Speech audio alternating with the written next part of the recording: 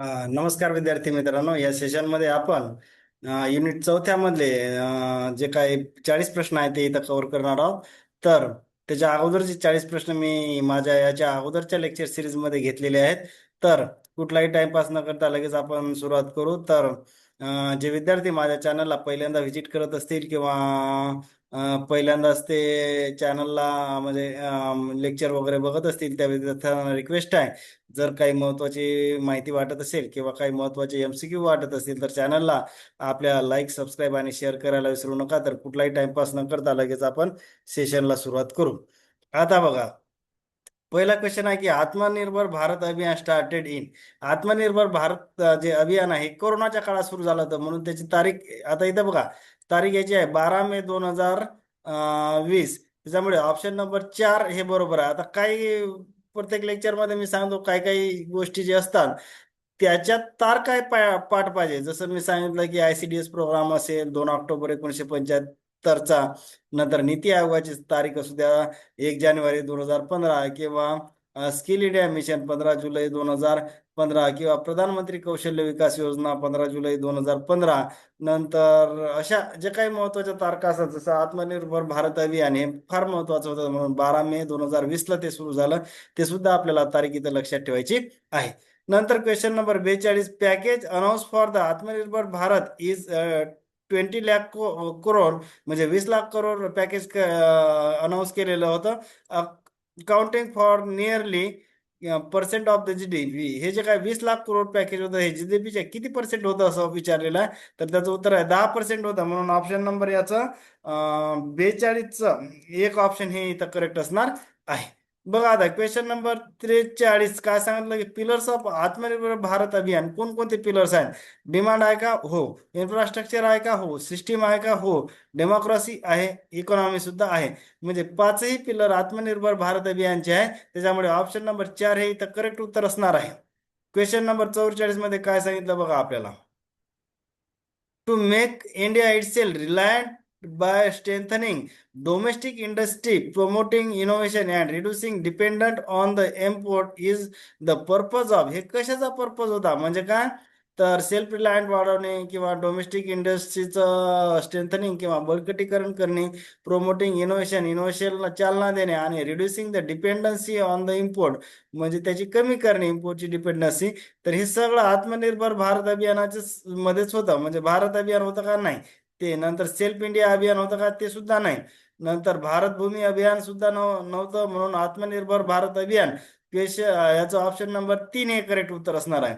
Question number 45, full form of the RPL. RPLचा आपल्याला फुल form विचारलेला बघा, रेकग्निशन ऑफ, आणि मधामध्ये ब्लँक स्पेस दिली किंवा रिकामी जागा दिली आणि पुढे लर्निंग लिहिलं. प्रायमरी लर्निंग आहे का? ते नाही. प्राईम लर्निंग आहे का? नाही.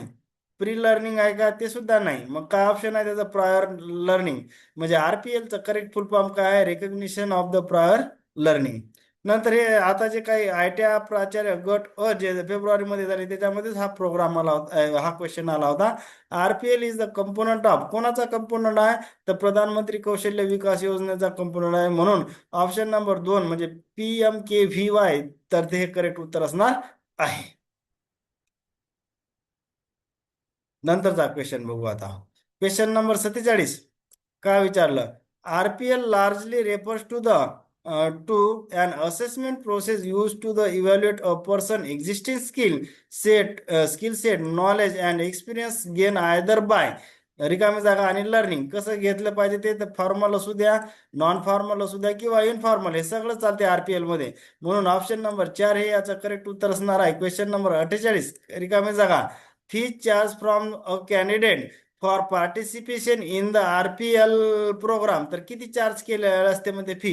तर 48 नंबरचं जे काही क्वेश्चन आहे तर त्याचं उत्तर 4 आहे, म्हणजे फी काहीच नसते त्यांना, म्हणून नो फी. 100, 50, 100, 1000 वगैरे हे काही नाही.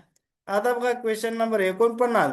In RPL every successful candidate म्हणजेच काय ज्यांना सर्टिफिकेट मिळालेलं आहे रिसिव्ह INR म्हणजेच काय इंडियन रुपीज किती रुपये भेटते 500 रुपये, म्हणून ऑप्शन नंबर 4 हे उत्तर करेक्ट असणार आहे. Question number 50. In RPL candidate receive an accidental insurance coverage for किती वर्षासाठी 3 वर्षासाठी मिळते इथं, म्हणून ऑप्शन नंबर 3 हे इथं करेक्ट असणार आहे. क्वेश्चन नंबर 51 बघा. In RPL an accidental insurance coverage for the 3 years at म्हणजे काय जे इन्शुरन्स आहे ते फुकटात मिळते म्हणून फ्री ऑफ कॉस्ट आहे त्याचं उत्तर. तर त्याच्यामुळे ऑप्शन नंबर 1 हे इथं बरोबर असणार आहे. Question number 52. RPL officially recognise by the government of India through कशा थ्रू करणार MSD म्हणजेच काय ministry of skill development and entrepreneurship, म्हणून त्याच्यामुळे ऑप्शन नंबर 1 हे इथं करेक्ट उत्तर असणार आहे. Question number 53. RPL implemented by NSDC म्हणजेच काय त्याचं सेक्टर स्किल सेक्टर काउन्सिल बघितलं होतं ना आपण, म्हणजेच SSC अँड अलाइन विथ कशासोबत अलाइन आहे ते NSQ म्हणजे काय नॅशनल स्किल क्वालिफिकेशन फ्रेमवर्क, म्हणून ऑप्शन नंबर 3 हे इथं करेक्ट उत्तर असणार आहे. नंतरचा क्वेश्चन बघू आता. Question number 54. हा 54 बघा. क्वेश्चन नंबर 54 मध्ये काय choose the correct correct sentence आपल्याला ओळखायचं विचारलेलं आहे. आता बघा त्याच्यामध्ये काय ए मध्ये काय सांगितलं NSQF स्टँडर्ड सिस्टीम म्हणजेच काय लेवल अँड क्रायटेरिया, बरोबर आहे NSQ त्याच्यासाठीच आहे ना. नंतर RPL method to give the certificate based on this NSQF standard, बरोबर त्याच्यामुळे दोन्ही सेंटेन्स करेक्ट आहे म्हणून ऑप्शन नंबर 3 हे करेक्ट उत्तर असणार आहे.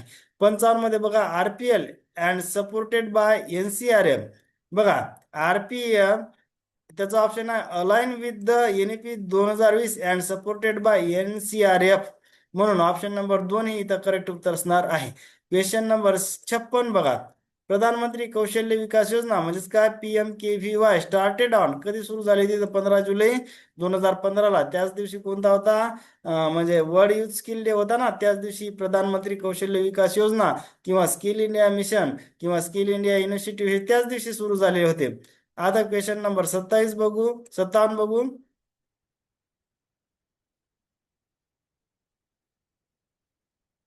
हा इथं चुकून झालं हे PM हे प्रधानमंत्री आहे शब्द, म्हणजे असं वाचताना तुम्ही थोडस मी याला कट करतो, म्हणजे इथं वाचताना काय वाचायचं की प्रधानमंत्री कौशल्य विकास योजना 4.0 ड्युरेशन किती होता त्याचा 4.0चा ड्युरेशन काय 22 ते 26 आहे ना, म्हणजे आता 22 ते 26 किती 4 वर्षांनी इकडे सुद्धा किती 4.0 आहे, त्याच्यामुळे हे लक्षात ठेवायला सोपं आहे. प्रधानमंत्री कौशल्य विकास योजना 4.0चा कालावधी किती आहे 2022 ते 2026 आहे. नंतर काय 58 मध्ये बघा टाइप्स ऑफ ट्रेनिंग अंडर प्रधानमंत्री कौशल्य विकास योजना 3 टाइप्सचा ट्रेनिंग असतात म्हणून ऑप्शन नंबर 4 हे करेक्ट उत्तर असणार आहे. Question number 59. 3 types of the training and age group under the Pradhan Mantri Kaushal Vikas योजना 4.0 चूज द करेक्ट, बघा आता त्याच्यामध्ये कोणत्या टाइपचं ट्रेनिंग असते पहिले शॉर्ट टर्म ट्रेनिंग त्याचा वयोगट किती आहे 15 ते 45 आहे. नंतर स्पेशल प्रोजेक्ट असतात SP त्याचा वयोगट सुद्धा 15 ते 45 आणि recognition of the prior learning RPL त्याचा वयोगट आहे 18 ते 59, त्यामुळे ऑप्शन नंबर 4 हे तिन्ही वरचे स्टेटमेंट करेक्ट आहे. Option number 4 ABC.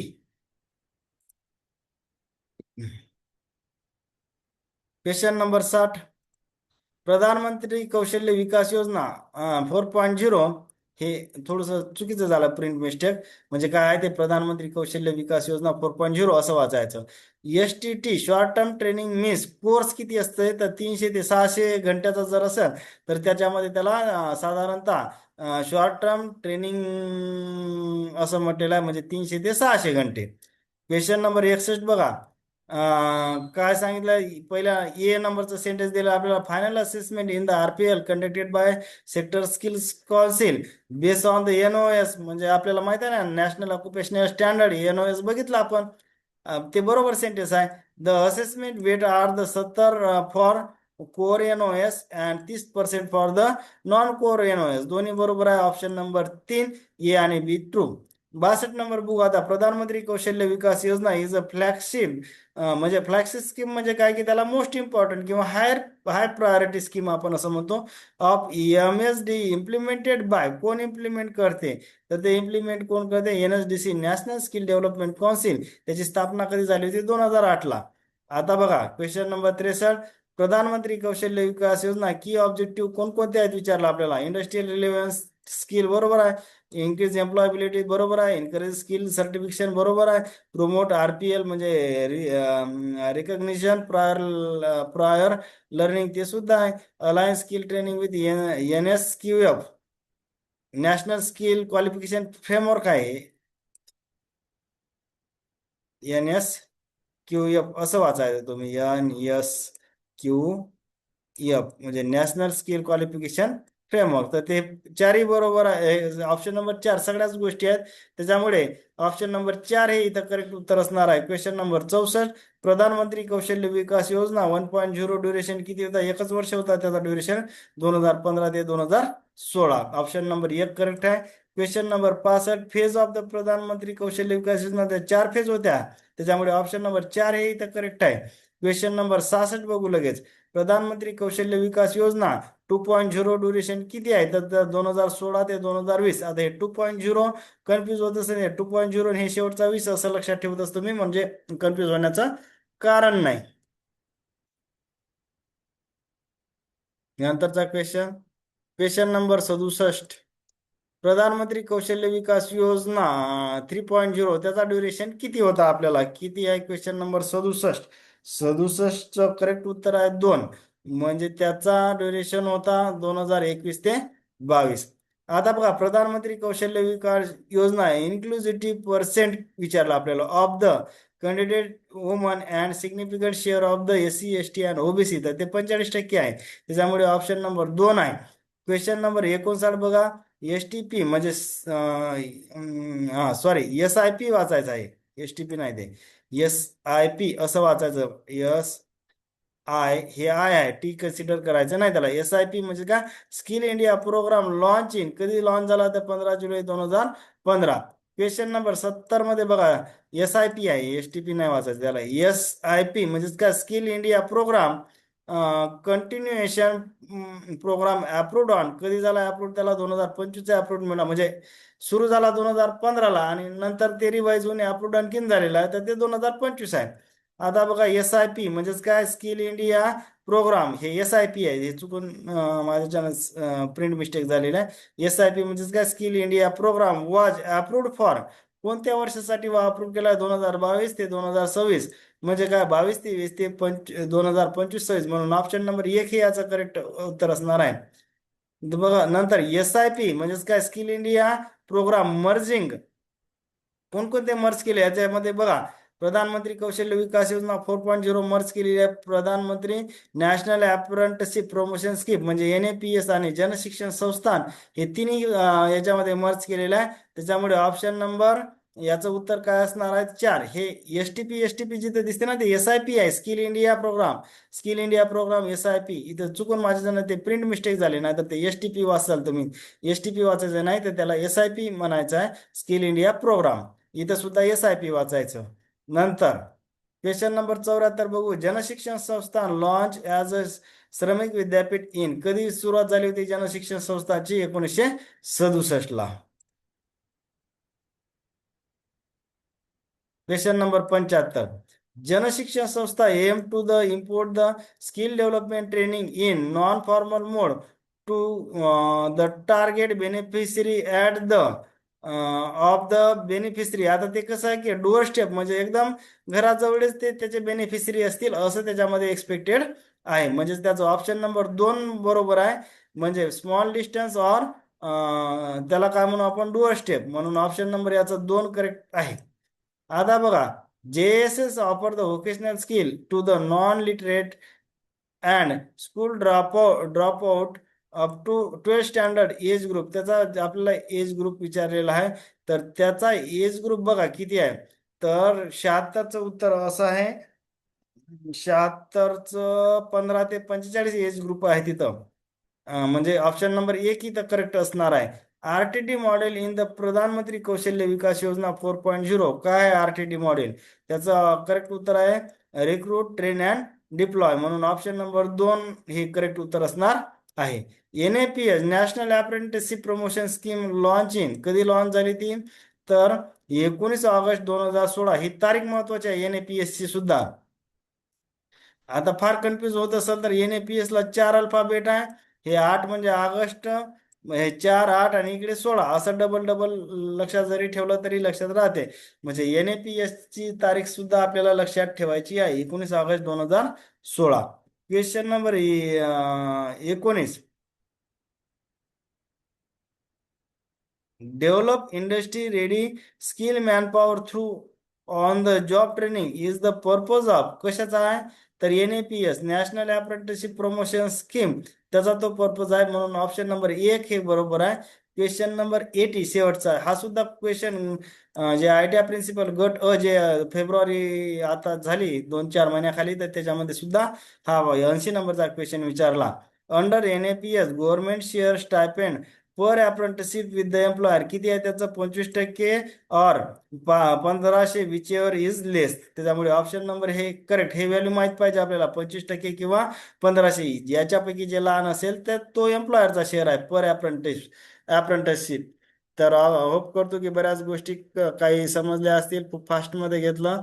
काही जर महत्वाचं वाटत असेल तर चॅनलला लाईक सबस्क्राईब आणि शेअर करायला विसरू नका. थँक्यू.